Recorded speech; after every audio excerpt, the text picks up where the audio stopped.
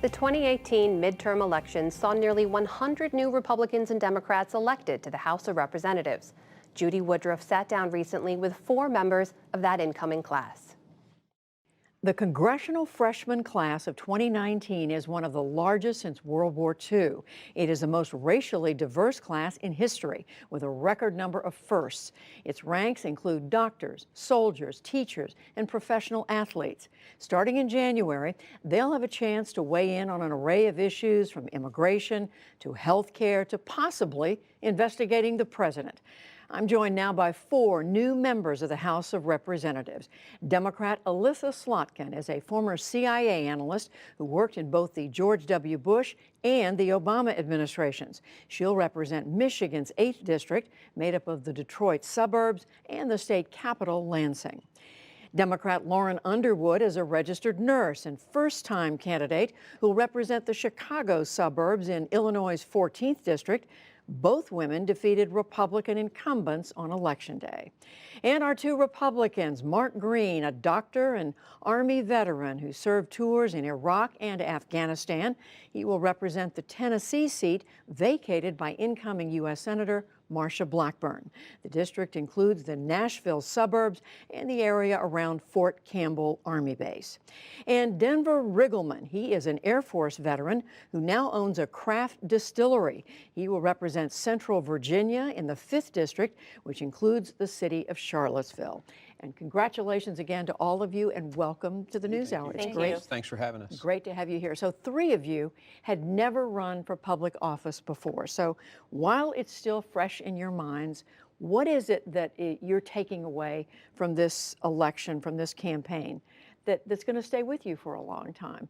Elissa Slotkin, what about you? First time for you, first time you run for office. It was the first time. I think for me, the number of people who were first-time volunteers who had never done anything on a political campaign in their lives, who were just feeling like they deserved better in Washington, and that the vitriol and the tone and tenor coming out of Washington did not reflect how they wanted to live at home, how they wanted to get along with their neighbors, how they wanted their communities to be for their kids. And Denver Riggleman, what about you? I mean, this is the first time you've run for office. You're a businessman. I was talking to some of the folks here earlier. Our district looks like a dragon riding a scooter. It's 21 counties. It's bigger than New Jersey and parts of Delaware. And I think what you find out is you think you know your home state. You think you know, like for the Commonwealth of Virginia. And you find out that people have such divergent views on everything. And what they're really looking for is somebody to listen. And to provide some solutions. And a lot of those solutions are sort of get out of our way because we feel like nobody listens to us. Well, some of this next question you've already answered, but I mean, we have to make the point. In this election, voters took control of the House away from Republicans, gave it to Democrats. They gave Democrats something like 40 more seats than you already had. Lauren Underwood, what do you think the voters were saying? I think the voters were saying it's time for change, policy change, process change, and to make sure that the Congress is truly responsive to the needs of the American people. I come from a community where people had no idea what was happening here in Washington. They couldn't recognize any of the policies coming out because they weren't responsive to our needs. They couldn't recognize some of the words, like what Elissa was saying, the words and the tone of the conversation. And so folks were really, truly trying to vote for change.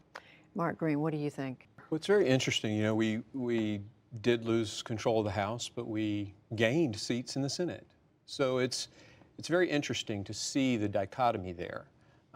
So in my district, I mean, I won my seat by 35 points. So it was pretty clear the conservative values that I have are what the people in my district want me to come up and fight for. So I think what I really think everyone wants, these guys, us, people to just work together better. Is that kind of what you were hearing? Absolutely. I mean, I won in a district that was a gerrymandered Republican district. So the only way for me to win was to appeal to a broad group of people across the political spectrum. And so they were really responding to a message of we gotta work together and be practical and get something done. Denver Riggleman, how did you hear what the voters were saying? What I saw, and especially in the South Side and the more rural counties, they actually feel like they've been forgotten. And every time I would go in there, like, we've never seen a congressman here. We've never had anybody come here. And when you start talking to these individuals and you look at what we had in our lives and what we've been able to fight for and serve and to help others, you start to get this a bit of a sad feeling that maybe the system's failing some people. Well, you won't be surprised to know that every freshman class that's come in that we've had a chance to talk to believes they can make a difference. But Lauren Underwood, what is it about this moment that makes you think you can do things differently from the way they've been done before? Well, healthcare was the #1 issue in this election, without fail. Affordability. Premium prices are too high, prescription drug prices are too high, and we saw what the congressional Republicans attempted to do in 2017, which was to take away health care coverage from people with pre-existing conditions. I feel like the American people spoke, and we said that that was unacceptable. And in this election, at least in the 14th district, our voters were looking for real progress on this issue. But Mark Green, were you getting a different message from the voters in Tennessee where, as you said, you got, what, a 35-point victory. margin? Yeah, I'm an ER physician and I run a healthcare company in about 11 states. We had about 1,000 providers working for us. If you want to fix healthcare, we got to reverse the incentives. That's the real problem. And I think free market will do that. If you look at LASIK eye surgery, it was like $2,000 an eye when it came out. And while technology has improved incredibly, the price, I saw an ad the other day for $200 an eye. So we've got to get market forces and people choosing, making choice, and then we'll fix healthcare. We may have different opinions about how to get there. What we can't do is just forget about our responsibility to get in a room and work on it. Like, you feel that we could have a real conversation to get something done. Democrats and Republicans have never agreed on everything. That's our system. That's healthy. So we got to actually get in a room and get something done. That's our mandate. Well, I mean, Denver Riggleman, you're entering a Congress where the two parties have not worked together. Do you think the parties should work together? And how do you make that happen when it hasn't happened before? Well, I mean, I had a pretty interesting 2 nights ago. I was talking about I crashed the Democratic Party on the 15th floor at their hotel. And, but I went and talked to them. There wasn't this sort of partisan divide. They actually started talking about issues and solutions to those issues. I know we say there might be a different time coming. I almost feel like it is. How much do you think you should be working with the other party, and how much do you stick to your principles, the fundamentals that you believe in? Well, I think that on many, and I will dare say most issues, there's an opportunity for common ground. It's how far do we want to take it? And so I think of an issue like paid family leave, which we heard President Trump campaign on. He dispatched his daughter Ivanka to go work on it, and she couldn't get it done. But we have an opportunity in a Democratic majority where we know that this is a priority. And so can we work together? Yes. Another good example of that's infrastructure. I think that we really have some commonality there, and there's an opportunity to get some things done. And it's unique. You know, we've got a Republican Senate and we've got a Democrat House. And so obviously we're going to have to work together. And it kind of conjures up for me, you know, the Reagan-O'Neill era, when those two fought like cats and dogs. President Reagan and Tip O'Neill, the Exactly. Democratic Speaker of the House. And then they would go drink some scotch together as Irishmen in the evening, you know. We also need to start relating and having a relationship with the other side. Some members have been essentially punished by their party leadership for working with the other side. Yeah, I would say this is the important thing about us being such a large freshman class, because it's hard for one person to come in and change the system. 90 new people coming in at the same time, with the strength of numbers, with the strength of fortitude to say, no, I was sent here to work to get something done, and that requires me to work across the aisle. That is a lot stronger of a position to be in when your leadership or someone else comes to you and says, hey, toe the party line. You've got 90 people standing behind you, hopefully, who have been sent with a different mandate, and that's the difference in cultural change. You know, one of the big problems in, I think, politics is everybody wants to be the person who fixes it, instead of just helping somebody else fix it sometimes. And I think that's important.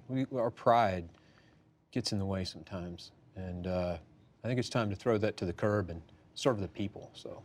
But I'm curious still to know, are you prepared to stand up? Because there are depends on the powerful issue. forces working Sure. in each party Sure. to keep the party in line and voting with your fellow Democrats, Republicans. I think we're going to be pretty independent because I don't think in our lives we've gotten to where we are by kowtowing, you know, to leadership. Obviously, we're respectful of it because of chain of command or other things that we've done in our lives, you know. And but I think at some point, all of us are going to be able to say no if we have to. And the point is, we are here to represent the people who sent us here.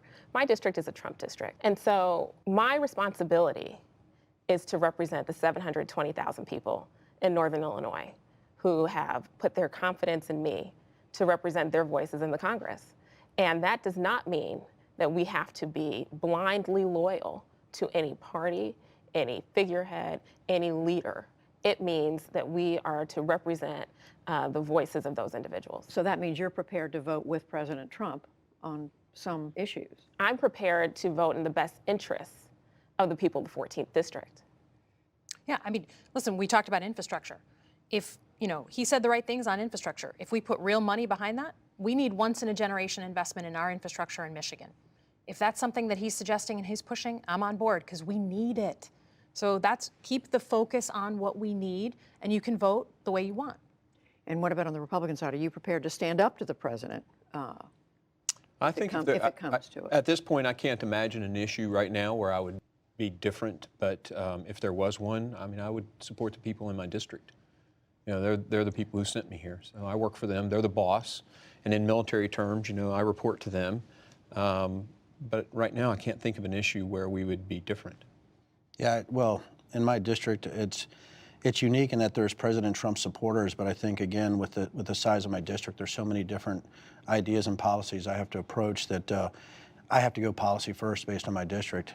President Trump's policies, yeah, I agree with a lot of them, but if it's a policy that I disagree with, I'm not afraid to say I disagree with it, and I'm uncomfortable wearing another person's sports jersey. So it really comes to me about policy over personality and everything I've done in my life. A lot of talk about Washington, D.C. being a swamp. We've heard that from the president and some others. What does it look like to you here? If I were to say I didn't see some of the swamp still there, I'd be lying. And I think that's why some of us ran, is because we do see that. So for me, I'm here to maybe we stop, some of the shenanigans that all of us have fought behind closed doors, and maybe, drag some of those vampires into the sunlight, and see what we can do there. Alyssa? Yeah, I think there's certainly a perception when you get into Washington, a little bit of a bubble. And the conversations going on in my district are not the same as the conversations going on in Washington. And I think everyone has good intentions, but I also think it wouldn't kill some people to come out of Washington sometimes, come and be on the ground, hear what we're talking about, instead of just thinking it's all about what's happening here in this town. Thank you very much, Alyssa Slotkin, Lauren Underwood, and congratulations to you and to you, Mark Green and Denver Riggleman. Thank you so much for joining us. Thank you, ma'am. Thanks for having us. Thank you.